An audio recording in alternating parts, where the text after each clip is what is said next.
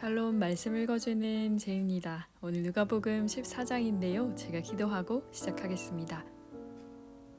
사랑의 주님, 4월에 또 이렇게 주님의 말씀 앞에 서게 하시니 감사드립니다. 부활을 기다리며 또 저희가 바라고 소망하는 것들을 또 새롭게 기다리는 마음으로 주님의 말씀 앞에 섭니다. 주님의 말씀 가운데 우리에게 주시는 희망이 꽃피울 수 있게 하여 주십시오. 예수님의 이름으로 기도드립니다. 아멘. 누가복음 14장 새한글 성경입니다. 예수님이 안식일에 빵을 잡수시러 바리새파 지도자 가운데 어떤 사람의 집에 들어가셨을 때 일어난 일이다. 사람들이 예수님을 자세히 지켜보고 있었다. 그런데 보라, 몸 붓는 병을 앓고 있는 어떤 남자가 예수님 앞에 있었다. 이런 상황에 반응하여 예수님이 율법 전문가들과 바리새파 사람들한테 말씀하셨다. 안식일에 병을 고쳐주어도 괜찮은가요? 안 괜찮은가요? 그들은 아무 말도 하지 않았다. 예수님이 아픈 사람을 붙잡고 낫게 해주신 뒤에 떠나 보내셨다. 그러고는 그들한테 말씀하셨다. 당신들 가운데 누가 자식이나 소가 우물에 빠지면 곧바로 끌어올리지 않겠소? 안식일 날이라고 해도 말이요. 이 말씀에 그들은 대꾸할 수 없었다. 예수님이 초대받은 사람들한테 비유를 말씀하셨다. 그들이 으뜸가는 자리들을 골라 잡는 것을 눈여겨보셨기 때문이다. 그들한테 이렇게 말씀하셨다. 그대가 어떤 사람한테서 결혼잔치 초대를 받으면 으뜸가는 자리에 기대앉지 마세요. 그 사람이 그대보다 더 귀하게 여기는 사람을 초대했을지 모를 일이니까요. 그렇다면 그대와 그 사람을 초대한 사람이 와서 그대에게 말할 수도 있어요. 이분에게 자리를 내드리세요. 그러면 그때부터 그대는 창피해하며 끝자리나 차지하게 될 겁니다. 오히려 초대받았을 때 가서 끝자리에 기대 앉으세요. 그러면 그대를 초대한 사람이 와서 그대에게 친구, 더 높은 데로 가까이 올라가요 하고 말할 겁니다. 그때 그대와 함께 기대 앉아 먹는 모든 손님들 앞에서 그대가 명예를 얻게 될 겁니다. 스스로를 높이는 사람은 모두 낮아질 것이지만 스스로를 낮추는 사람은 높아질 것이기 때문입니다. 예수님은 자기를 초대한 사람에게도 말씀하셨다. 그대가 점심이나 저녁을 낼 때면 친구들을 부르지 마세요. 형제 자매들도 친척들도 부자 이웃들도 부르지 마세요. 그리하여 그들도 답례로 그대를 초대하여 그대에게 되갚는 일이 없도록 하세요. 오히려 잔치를 베풀 때면 가난한 사람들, 신체 장애인들, 지체 장애인들, 시각 장애인들을 초대하세요. 그러면 그대는 복이 있을 겁니다. 그들은 그대에게 되갚을 수 없을 것이기 때문입니다. 의인들이 부활할 때에 하나님이 그대에게 되갚아 주실 것입니다. 함께 기대 앉아 먹던 사람들 가운데 어떤 사람이 이 말씀을 듣고서 예수님께 말씀드렸다. 복 있습니다. 하나님 나라에서 빵을 먹을 사람은. 예수님이 그에게 말씀하셨다. 어떤 사람이 저녁에 잔치를 크게 벌이고 많은 사람들을 초대했어요.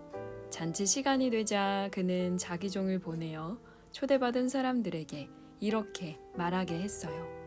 오십시오. 이제 준비가 되었으니까요. 그러자 모두가 하나같이 못 가겠다고 둘러대기 시작했어요. 첫 번째 사람이 종에게 말했어요. 내가 밭을 샀는데 어쩔 수 없이 나가서 그걸 살펴봐야 하네. 부탁이네. 나를 좀 봐주게. 다른 사람이 말했어요. 내가 소 5쌍을 샀는데 그것들을 시험해보러 가는 길이네. 부탁이네. 나를 좀 봐주게. 또 다른 사람이 말했어요. 내가 결혼해서 아내를 맞았네. 이 때문에 갈 수가 없네. 종이 돌아와서 자기 주인에게 이것들을 알렸어요. 그때 화가 치밀어서 집주인이 자기의 종에게 말했어요. 도시의 크고 작은 거리들로 빨리 나가거라. 그리고 가난한 사람들과 신체 장애인들과 시각 장애인들과 지체 장애인들을 이리로 데려오너라. 또 종이 말했어요. 주인님, 지시하신 일은 다 했습니다. 그래도 아직 빈자리가 있습니다. 주인이 종한테 말했어요. 큰 도로들과 울타리를 따라 난 길들로 나가거라. 사람들을 반드시 오게 해서 내 집을 채워라. 너희들에게 말하는데 초대받은 저 사람들 가운데 내 잔치를 맛볼 사람은 하나도 없을 것이다. 큰 무리들이 예수님과 함께 가고 있었다. 예수님이 돌아서서 그들한테 말씀하셨다. 나한테 오는 사람이 자기 아버지나 어머니나 아내나 자녀들이나 형제들이나 자매들이나 심지어 자기 목숨에 대한 집착까지 내려놓지 않는다고 합시다. 그러면 그 사람은 내 제자가 될 수 없습니다. 누구라도 자기 십자가를 매지 않고 내 뒤를 따르는 사람은 내 제자가 될 수 없습니다. 여러분 가운데 어떤 사람이 탑을 세우려고 한다고 합시다. 그가 먼저 앉아서 다 마치기까지 돈이 넉넉한지 비용을 헤아려 보지 않습니까? 토대는 놓았으나 다 끝내지 못하면 지켜보는 사람들이 모두 놀려대기 시작할 테니 말입니다. 이 사람이 세우려고 시작만 해놓고 다 끝내지를 못했네 하고 말하면서요. 또는 어떤 임금이 나가서 다른 임금과 맞붙어 전쟁을 하려 한다 합시다. 2만 명을 이끌고 자기한테로 오는 임금을 10,000명으로 맞설 수 있을지 그가 앉아서 먼저 찬찬히 생각해 보지 않겠습니까? 도저히 안 되겠으면 그가 아직 멀리 있을 때 사절단을 보내어 화친을 맺자고 요청할 것입니다. 그러므로 이와 같이 여러분 가운데 누구라도 자기에게 있는 모든 것을 내버리지 않는 사람은 내 제자가 될 수 없습니다. 그러므로 소금은 좋은 것입니다.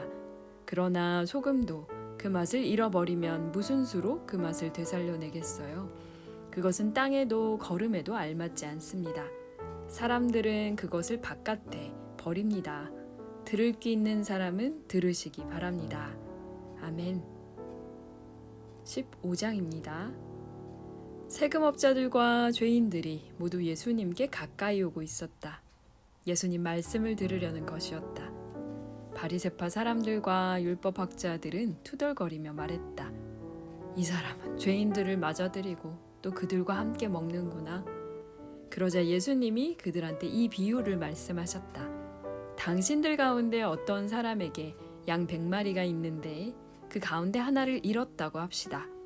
그러면 99마리를 벌판에 내버려 두고 그 잃은 양을 찾아낼 때까지 그걸 찾아다니지 않습니까? 찾아내면 자기 어깨 위로 올려매고 기뻐합니다. 그리고 집으로 가서는 친구들과 이웃들을 불러 모아 말합니다. 나와 함께 기뻐해 주세요. 잃었던 나의 양을 찾아냈거든요 하고요. 당신들에게 말합니다. 이와 같이 하늘에서는 회개할 필요 없는 의인 99명보다 회개하는 죄인 하나를 두고서 기뻐할 것입니다. 또는 어떤 여자에게 드라크마가 10개 있는데 드라크마 1개를 잃어버렸다고 합시다. 그러면 등불을 켜고 집을 깨끗이 쓸며 마음 써서 찾지 않습니까? 찾아낼 때까지요. 찾아내면 친구들과 이웃들을 불러 모아 말합니다.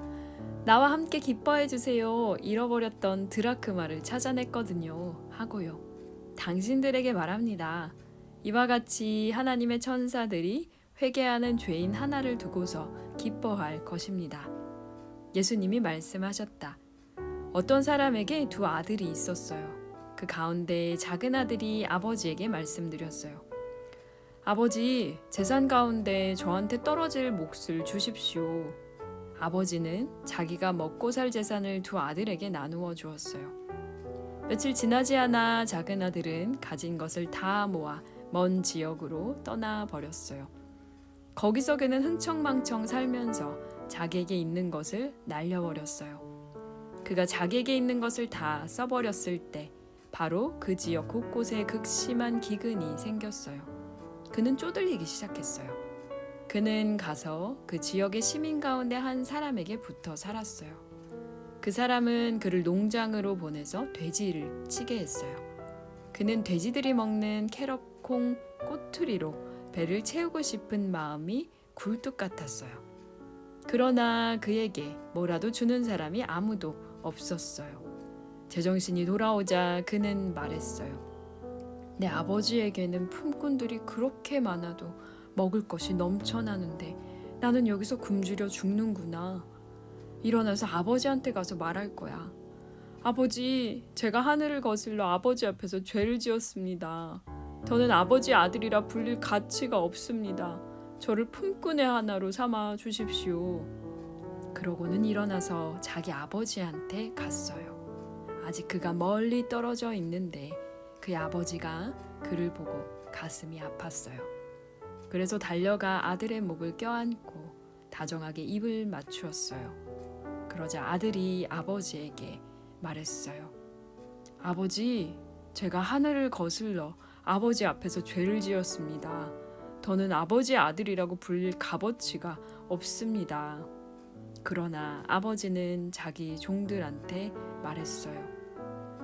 빨리 제일 좋은 예복을 내와서 그에게 입혀라. 또 그의 손에는 가락지를 끼워주고 발에는 샌들을 신겨주어라.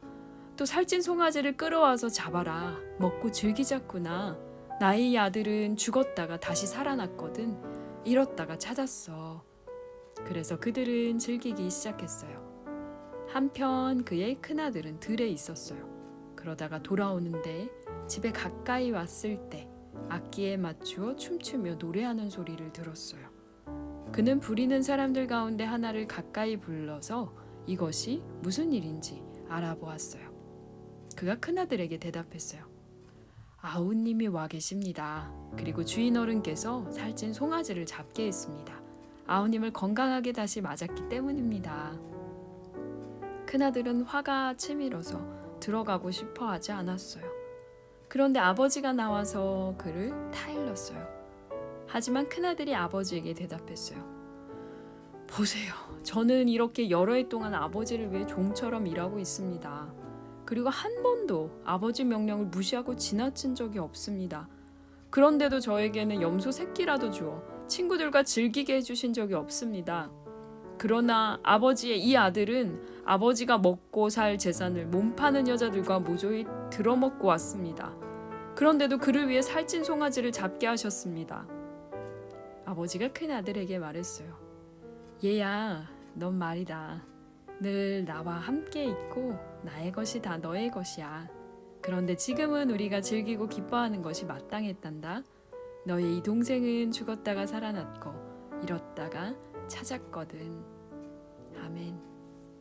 네, 오늘은 누가복음 14장, 15장 말씀인데요. 비유가 사실 모든 성경, 그러니까 사복음서에 다 같은 비유가 반복되진 않거든요. 누가복음에만 나오는 비유가 있습니다. 지금 방금 저희가 읽었던 이 15장에 있었던 비유들이 그 내용인데요.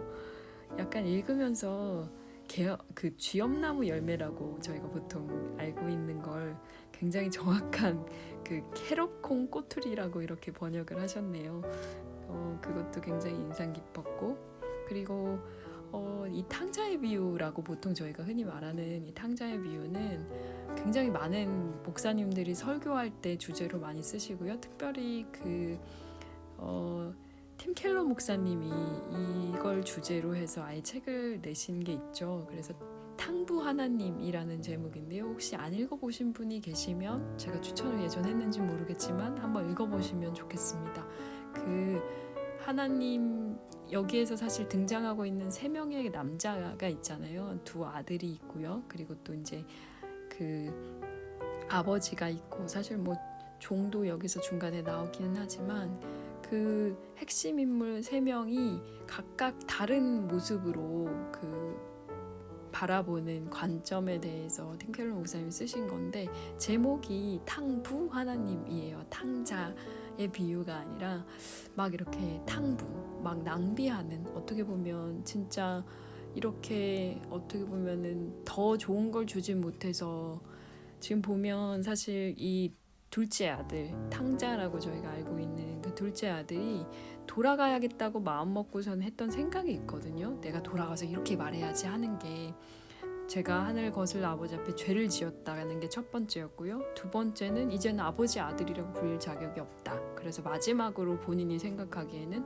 그래서 나를 품꾼의 하나로 삼아달라. 이렇게 이제 3개를 생각을 하고 돌아갔는데, 막상 돌아가서 아버지를 딱 만나는 순간 앞에 두 가지는 이야기를 했어요. 제가 하늘과 아버지 앞에 죄를 지었다 얘기했고, 그 다음에 아버지 아들이라고 불릴 가치가 없다까지 얘기를 딱 했는데, 그 다음에 날 품꾼의 하나로 삼아주십시오라고 얘기하기도 전에 아버지는 이미 다른 종들한테 얘기를 하는 거죠. 내 아들을 지금 빨리 씻기고 입히고 먹이자. 그리고 큰아들이 돌아왔을 때도 마찬가지였어요.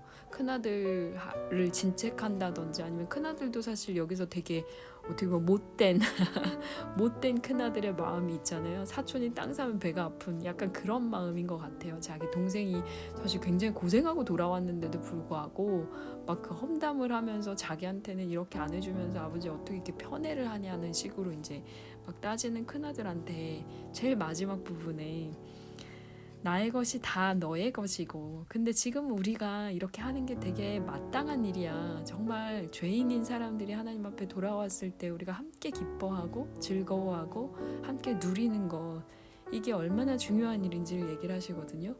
약간 여기서 말하는 큰아들이 사실 여기 뭐 바리새파인들이라든지 율법학자들 혹은 유대인들이 될 수 있고, 그리고 이제 작은 아들은 이방인 혹은 죄인이라고 불리는 사람들의 이야기가 될 텐데, 아마 이 이야기를 들었던 그 누가복음 공동체 사람들은 이게 지금 누구를 얘기하는지 정확하게 알았을 것 같아요. 근데 둘째 아들이 잘했다, 첫째 아들이 잘했다, 이걸 예수님이 얘기하고 싶은 게 아니고, 결국에는 우리가 하나님 나라의 공동체를 살아간다는 게 어떤 의미인지를 얘기해 주고 싶으셨고, 그리고 여기서 제일 중요한 건 사실은 아낌없이 주시는 하나님, 탕부 하나님이라는 거, 그걸 다시 한번 또 돌아보게 되어서 오늘 이 말씀이 또 의미 있었던 것 같습니다. 제가 그 10일 정도 미국에 갔을 때 뉴욕을 들렀는데요. 제가 묵었던 숙소에 굉장히 재밌었어요. 사실 호텔에 보면 보통 성경책을 이렇게 이제 놓잖아요. 서랍을 열어보면 그 뭐 신약 성경이나 혹은 뭐 기도원 협회에서 나온 그 신약이나 혹은 시편 말씀 이렇게 있는 작은 성경책이 있는데, 제가 묵었던 곳이 뉴욕이라서 그랬는지 그 탕부 하나님 그 영어 책이 거기에 같이 있더라고요. 그래서 복음의 핵심을 이야기할 때 사실 이 탕자의 비유를 들어서 이야기할 수 있다는 걸 다시 한번 생각을 좀 해봤고, 그래서 사순절 기간에 오늘 묵상하시면서 탕부 하나님이 얼마나 본인의 삶을 나를 위해 낭비하고 계신지 한번 돌아보실 수 있는 그런 시간이었으면 좋겠습니다. 네, 제가 기도하고 마칠게요. 오늘도 함께 해주셔서 감사합니다. 내일은 누가복음 16장입니다. 기도하겠습니다. 큰아들도 작은 아들도 하나님, 우리의 삶 가운데 주님, 때로는 우리가 큰아들처럼 또 때로는 작은 아들처럼 주님을 떠나거나 주님과 함께 있으면서도 주님을 모른 척하거나 주님의 마음을 다 헤아리지 못할 때도 참으로 많습니다. 그러나 주님, 오늘 이 비유를 통하여 주님의 마음을 다시금 헤아릴 수 있게 하여 주시고, 먼 데서부터 달려와 주님 우리 고생했다고 안아주시고, 또 함께 있었지만 그 마음 다 헤아리지 못하는 큰아들처럼 응석 부리는 저희에게 하나님, 주님의 것이 모두 다 저희의 것임을 알려주시니 감사합니다. 우리가 주님의 마음을 더욱더 헤아릴 수 있는 사순절 기간 되게 하여 주시고, 또 우리가 잃었다가 찾은 그 기쁨을 함께 누리는 즐거움을 누릴 수 있도록 인도하여 주십시오. 4월이 시작되고 또 저희들에게 주님이 주신 그 시간과 여러 가지 여건들 속에서 지혜롭게 잘 해나갈 수 있도록 힘과 능력을 더하여 주십시오.